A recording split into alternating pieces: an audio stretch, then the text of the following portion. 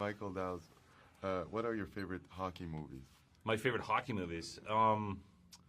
Obviously, Slapshot. You can't talk about hockey movies without talking about Slapshot. That's sort of the kingpin and the oracle that we all pray to.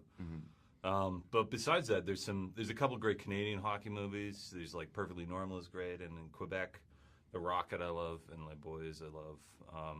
And The Miracle isn't bad. It's pretty inspirational, pretty good director, pretty well directed, and Kurt Russell gives a great performance. But it's a little saccharine for my taste. What does it take to make a good hockey movie? One of the things I wanted to do was capture the speed of the game and stay away. I mean, that's why I think we all love hockey, is because it's so fast and it's so brutal. So I wanted to make sure we stay the hell out of the way of being in front of the puck and just let the speed of the game come through and get the good hockey, get a good level of hockey talent in the hockey movie so that the hockey looks real. It feels like you're in that room. And then the other thing is just the brutality. I mean, we all love hot hits and, fights, and, it might not be ethically the right thing to say, but, there's definitely a bloodlust a little bit for that sort of stuff. So I wanted to make sure that was in the film too, and a reality, and felt realistic. How did you get the job? Kind of through Jay. I met Jay, and he gave me the script. We talked, and I just said to him, I don't know what you're doing. It was very early. I think it might have been the first or second draft they had done, and I said, I don't know where you guys are at with this, but I'd like to throw my hat in the ring.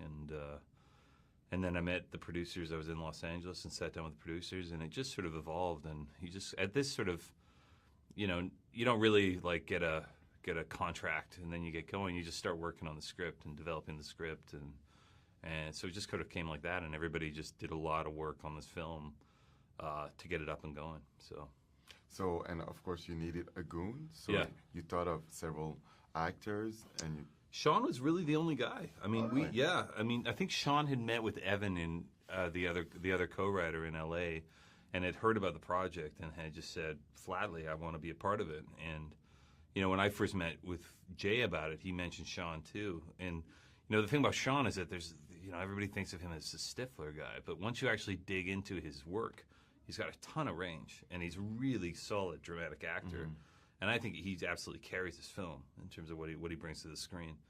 So we met him, and as soon as we met him, it was like me, the two producers, Jay and Evan. We met him on the set of the Green Hornet where Evan was working. He came down, and within 2 minutes, we were like, "That's the guy. That's Doug," because we wanted this sort of like Lenny from Mice and Men, this Chauncey the Gardener sort of slowness to him, But it wasn't stupid, but it was a carefulness and a thoughtfulness and a politeness but everything was sort of stuttered in the cadence of how he talked, and there was a Doug speak, and Sean, he's just so charming. But then when he showed up and you shoot with him, I remember just turning to the DOP after we did the first close-up, and we're like, yeah, here we go, we got a movie, because he's bigger in this movie than he is in other films, and I think that helps the physical transformation, and you just buy him, you love him.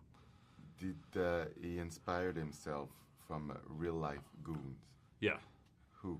The guys I wanted him to look at, and what was ironic was Chris Nolan was the guy that I always said you got to look at, because he's a kid from Boston, just like Doug is in the film. He's smaller than the other guys, and he just had so much fight. So I'd show him like the Semenko fight and just some of the famous Chris Nolan fights where the guy would just get inside. I also told him to look at P.J. Stock, Sean Thornton, Riley Cote, because those are all smaller guys with a ton of fight to them. And what was weird was seeing the Nyland documentary, because the guy's amazing doc. And the movie is going to come out, and right now there's a big controversy around the goons and the violence in the hockey. Is it good timing or bad timing? I don't know if you could call it good or bad. It just is timing. I mean, it's just. What do you want to say? What do I want to say about the violence is that I think there's a role of it in the game in fighting, and I think if you would take away fighting, I would say the game might even get even more violent. Is that I think there's an ability for the players to police themselves, and I think once they put the instigator rule in, and once they sped up the game to make it more entertaining, taking away the red line, and all that stuff, it opened up the speed of the game and opened up people to get a lot more hits. And the equipment is bigger and harder, and all that stuff is, I think, leading to the concussions. And I think if the instigator rule was out, I think players like Matt Cook wouldn't be around, and I think that would be a good thing. Yesterday there was the world premiere in Toronto. Yes. As a director, you were nervous? Super nervous. Yeah? Super nervous. Tell me how you...